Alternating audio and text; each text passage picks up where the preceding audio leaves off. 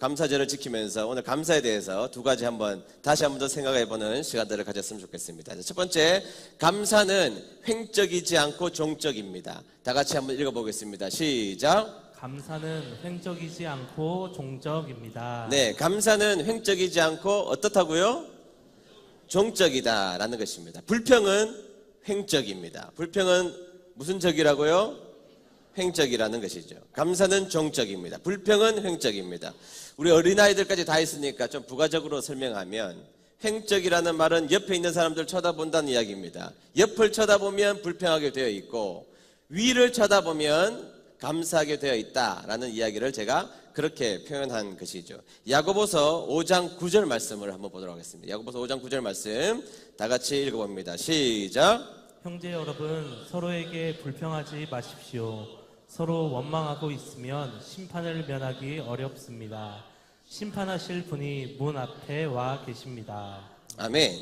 자, 오늘 읽었던 말씀은 불평은 철저하게 횡적이라는 것을 우리에게 말씀해 주고 있다는 것이죠. 말씀을 좀 계속 띄워주셨으면 좋겠습니다. 불평은 횡적이라는 겁니다. 불평은 횡적이고, 불평은 심판자가 문 앞에 오게 하는 문제라고 설명하고 있다는 것이죠. 다시 말해서 불평하면 우리의 인생이 망한다는 것을 우리에게 설명해 주고 있다는 사실입니다. 불평하면 사탄의 놀이터가 되고 심판자가 문 앞에 오는 결과를 낳게 된다. 이게 성경에서 우리에게 말씀해 주고 있는 내용이라는 것입니다. 근데 여러분, 이 불평 그리고 시기는 언제 생기느냐? 옆을 자꾸 쳐다보면 불평이 생기고 시기가 생기게 되어 있다는 것이죠. 자꾸 옆을 쳐다보십시오. 그러면 불평하게 되어 있고 시기하게 되어 있다는 것입니다. 조금 있으면 이제 올림픽이 열리는데요. 올림픽이 열리면 금메달, 은메달, 동메달을 받는 선수들이 나와요. 근데 금은동은 이게 그냥 금운동이 아니라 전 세계에서 1등, 2등, 3등에게 주는 거니까 진짜 실로 대단한 등수이지 않습니까? 대단한 일입니다.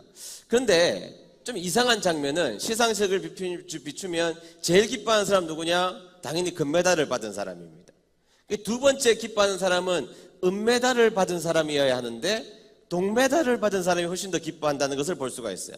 그리고 은메달을 받은 사람은 고개를 푹 숙이고 있거나 별로 좋지 않은 표정을 짓고 있는다는 것입니다. 아니요, 전 세계의 2등입니다. 너무나 소중한 등수임에도 불구하고 2등이 상대적으로 3등에 비해서 얼굴이 좋지 않은 이유들을 많은 사람들이 밝혀냈지만 정리해보면 이런 것입니다. 내가 금메달일 수 있는데 조금만 더 할 걸, 그런 후회가 든다는 것이죠. 그리고 조금 그때 실수하지 말았어야 하는데 그런 자책감, 옆을 쳐다보는 자책감 때문에 동메달의 행복함에 미치지 못한다는 것입니다. 은메달을 따놓고도 불행함을 느끼는 중요한 이유는 옆에 있는 선수, 금메달을 딴 선수를 자꾸 쳐다보기 때문이라는 것이죠. 여러분, 횡적인 감정, 횡적인 것은 감정에 치우치게 되어 있다는 것입니다. 그런데 불평과 시기는 횡적이라는 것이죠.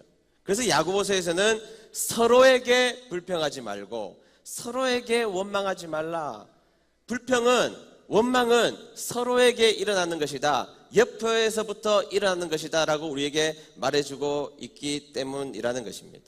서로를 쳐다보면 우리는 불평하고 원망하게 되어 있다는 것입니다. 여러분, 가장 기분 나쁜 일이 뭐죠?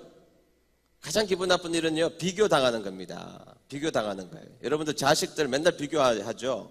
옆집에는 어느 대학 갔다 그러고, 옆집에는 성적을 뭐 받았다 그러고, 옆집에는 돈을 얼만큼 벌어왔다 그러고, 비교하는 순간 기분 나빠지는 것입니다. 서울대 간 친구와 비교하는 순간 전교생은 다 기분 나쁜 것입니다.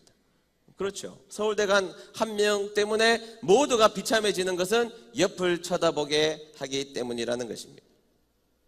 여러분, 우리가 사는 이 대한민국은요, 정말 좋은 나라입니다. 제가 아무리 생각해봐도 이렇게 부유한 나라, 압도적인 행복을 느끼게 하는 나라도 없다라고 생각합니다. 여러분, 이렇게 넉넉한 나라가 세상에 어디 있습니까?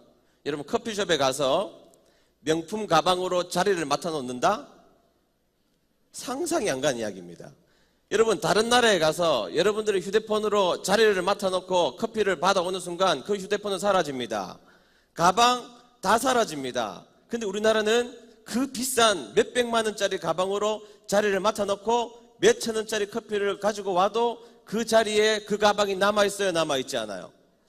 남아있다는 말이죠. 여러분 차 안에 귀중품을 넣어놓고 문 잠그고 갔다 와도 그대로 있어요, 없어요?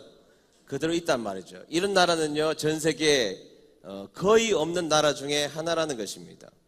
여러 가지 좋은 점이 너무너무 많은 나라임에도 불구하고 근데 이상하게 대한민국의 행복감은 전 세계에서 최하위에 해당하는 중요한 이유가 무엇일까요? 중요한 이유는 많은 사회학자들이 밝혀냈지만 도시의 집중화와 인구 밀도와 서로를 비교하기 쉬운 구조 속에 들어가 있기 때문이라는 것입니다. 다시 말하면 객관적으로는 행복해야 되는데 자꾸 옆에 사람하고 비교할 수 있는 비교군들이 많이 밀집되어 있고 비교하는 습관 때문에 대한민국 사람들이 행복하지 못하다라는 것입니다. 객관적으로 아무런 문제가 없습니다. 아니 객관적으로는 압도적으로 행복해야 될 나라에 살고 있는 우리들이 행복감을 느끼지 못하는 중요한 이유는 옆을 쳐다보기 때문입니다. 옆을 쳐다보면 행복해지지 않는다는 것이죠. 여러분 너무 예쁘면요 주위를 힘들게 합니다. 여러분 솔직히 예뻐서 덕이 되는 경우가 얼마나 됩니까? 여러분들 덕을 많이 끼치고 계시잖아요. 우리는 덕을 많이 끼치고 있는 것은 뭐 그렇게 예쁘지 않기 때문입니다. 예쁘면 많은 사람들에게 고통을 주는 경우가 더 많습니다. 여러분 바울은요 바울처럼 살도록 하나님이 만드셨습니다. 베드로는 베드로처럼 살면 됩니다. 성경에 나와 있는 인물들이나 우리들이나 마찬가지입니다. 하나님께서 우리는 우리대로 창조하신 것입니다. 최인선은 최인선대로 살면 됩니다. 최인선이 김인선이 되려고 하니까 힘들고 박인선이 되려고 하니까 괴롭고 이인선이 되려고 하니까 힘든 것입니다. 그리고 그것이 우리에게 고통으로 다가온다라는 사실이죠. 여러분 하나님이 여러분들에게 각자 뜻하신 바가 다 다르다는 거 믿으십니까? 그러니까 여러분 그대로 하나님 앞에 충성하고 주어진 인생을 애써서 살면 되는 것이지 옆에 있는 사람들을 횡적으로 비교하는 것은 우리를 불행하게 만든다라는 사실이라는 것입니다.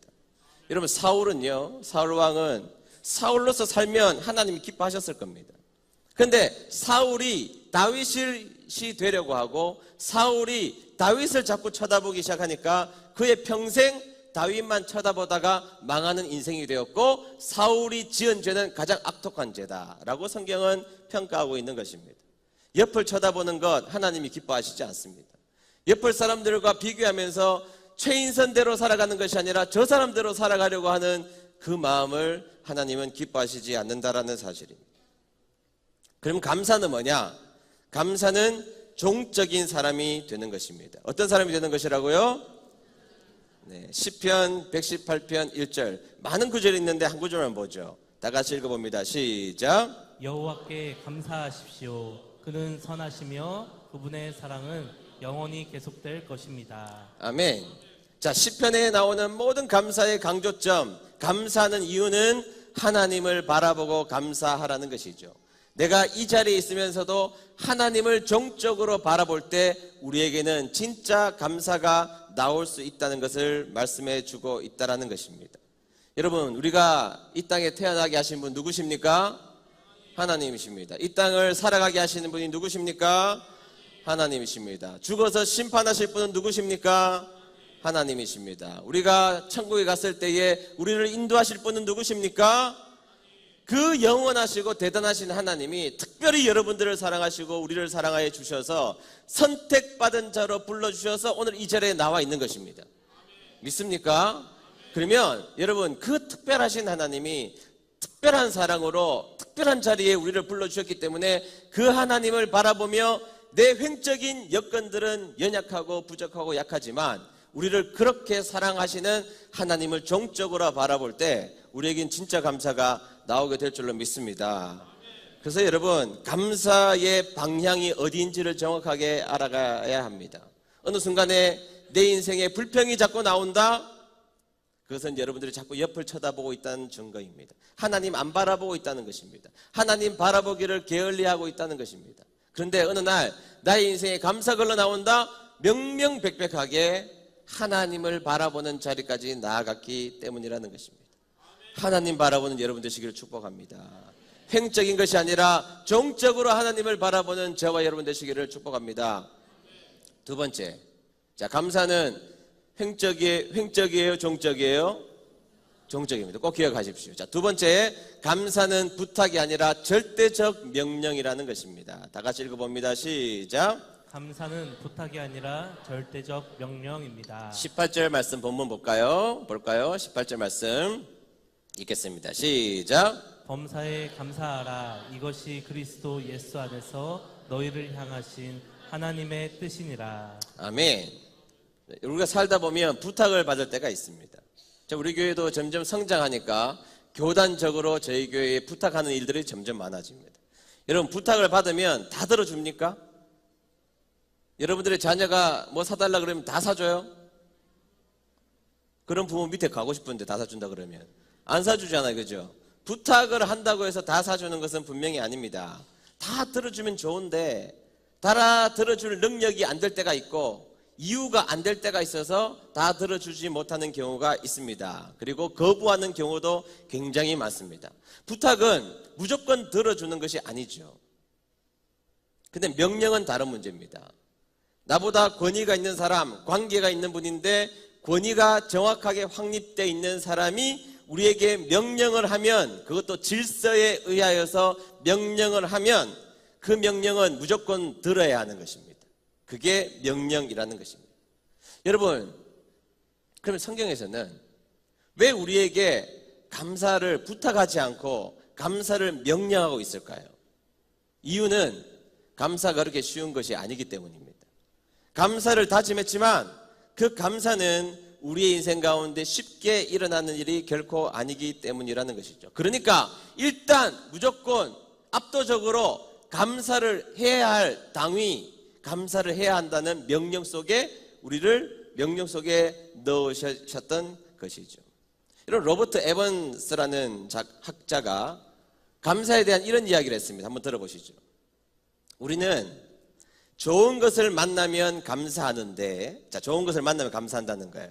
좋은 것을 만나면 감사하는데 그 좋은 것에 익숙해지는 시간이 매우 짧다 그랬습니다. 자, 좋은 것을 만났습니다. 내가 좋아하는 것들을 샀습니다. 좋은 것을 선물 받았습니다. 너무너무 기쁘죠? 처음에는 기쁜데 그 좋은 것에 익숙해지는 시간이 매우 짧다 이 말이에요.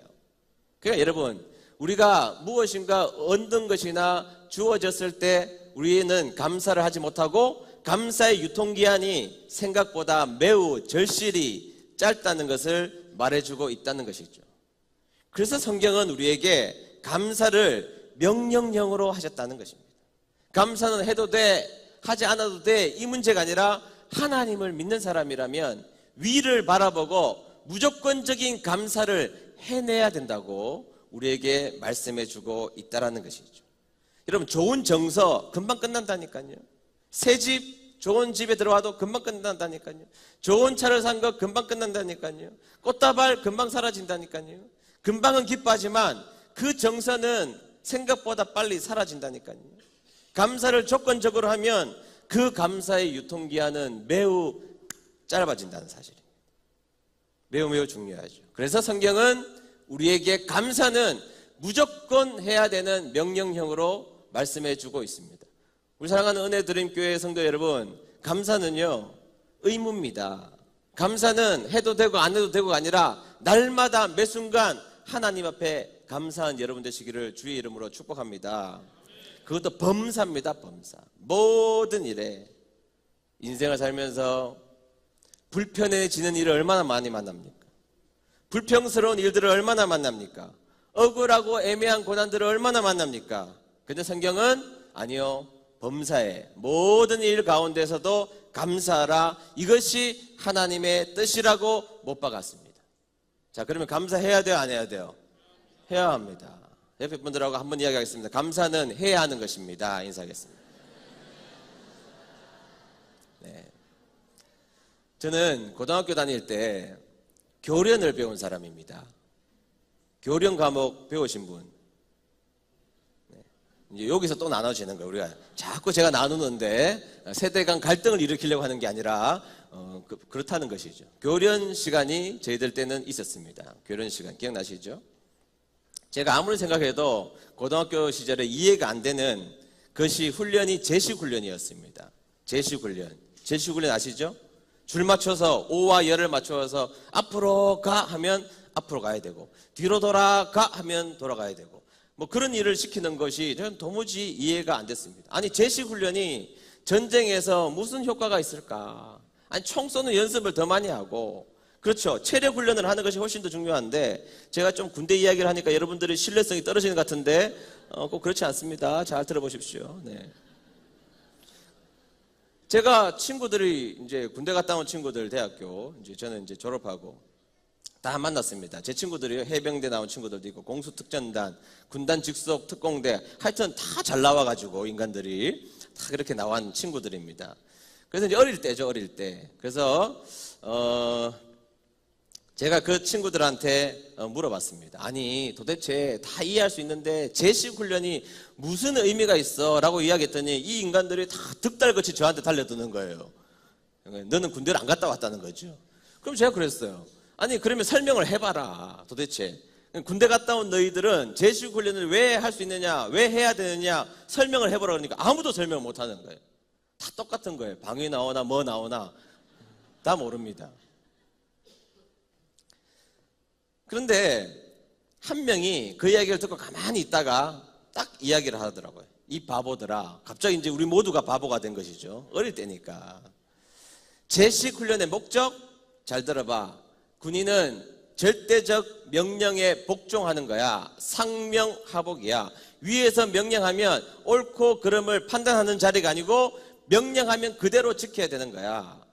따라서 제식훈련의 목적은 앞으로 가 하면 내 의지와 내 생각과 내 가치관 판단 없이 앞으로 가야 하고 뒤로 돌아가 하면 내 의지와 내 생각과 내 가치관 판단 없이 뒤로 돌아서 가야 하는 거야.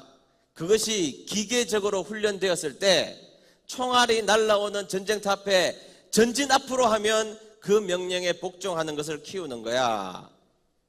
그 이야기를 듣고 모두들 바보가 되어서 고개를 끄덕였습니다. 아 그렇구나. 여러분 20세기의 선지자라고 말하는 A.W. 토저 목사님이 이런 이야기했습니다. 감사는 성도의 가장 기본적인 태도이며 하나님께 드리는 경배의 본질입니다. 따라서 감사는 기본이고 본질이기 때문에 이것이 없이는 하나님을 믿는 사람들이 기본이 안 돼 있는 삶이라는 것이죠. 따라서 감사는 영적인 제식 훈련이라는 것이죠. 영적인 제식훈련이 뭐냐? 감사라는 겁니다. 영적인 제식훈련이 뭐라고요? 감사라는 것입니다. 여러분 하나님이 우리에게 명령하실 때가 있습니다. 앞으로 가, 뒤를 돌아가, 너의 고향, 본토 친척의 집을 떠나 여러 가지 명령을 하실 때가 있어. 방주를 지어 어려운 명령을 하시기 전에 하나님은 우리에게 하나님의 말씀이 무조건 옳다라는 감사의 영적인 제식훈련을 하나님은 오늘 우리에게 시키고 계신다는 겁니다. 얕은 감사부터 해야 됩니다. 오늘 감사일기, 감사 노트를 쓸 때 하나님 우리에게 치킨을 주셔서 감사합니다 써야 합니다. 하나님 이 더운 날씨에 오늘 많은 인원들이 함께 모여서 예배 드릴 수 있도록 해주셔서 감사합니다. 약간 높은 감사도 해야 됩니다. 하나님 우리에게 아이스크림을 주셔서 감사합니다. 이야기로 적어야 합니다. 그게 하나님 치킨을 주셔서 감사합니다. 그게 앞으로 가야합니다. 하나님 우리에게 먹을 과자를 주셔서 감사합니다. 뒤로 돌아가 라는 것이죠. 그리고 평소에 그런 얕은 감사가 훈련되어 있는 사람들이 인생을 살다가 이해되지 않는 일들을 만나고 엉뚱한 일을 만나도 여전히 하나님을 원망하지 않고 하나님 앞에 감사하는 자리에 설 수 있다라는 사실입니다. 그런 여러분 되시기를 축복합니다. 오늘부터 우리는 여러분 감사 노트를 들고 여러분들이 이제 얕은 감사로부터 시작할 것입니다. 작은 감사를 찾아내는 영적인 제시 훈련을 시작하는 것입니다. 그리고 우리의 인생에 치열한 영적인 전쟁이 일어났을 때에 이 감사가 여러분들에게 훈련이 되어서 전진 앞으로 해갈 때 나의 생각을 뒤로하고 하나님의 뜻 앞에 온전하게 순종하는 영적인 군사가 되어 있을 줄로 믿습니다. 감사는 횡적이 아니라 종적이고 감사는 영적인 제식 훈련으로 명령에 해당하는 것을 기억하시고 우리 은혜드림교회 모든 성도님들이 감사의 자리에 나아가시는 귀한 은혜가 있게 되기를 주의 이름으로 축복합니다.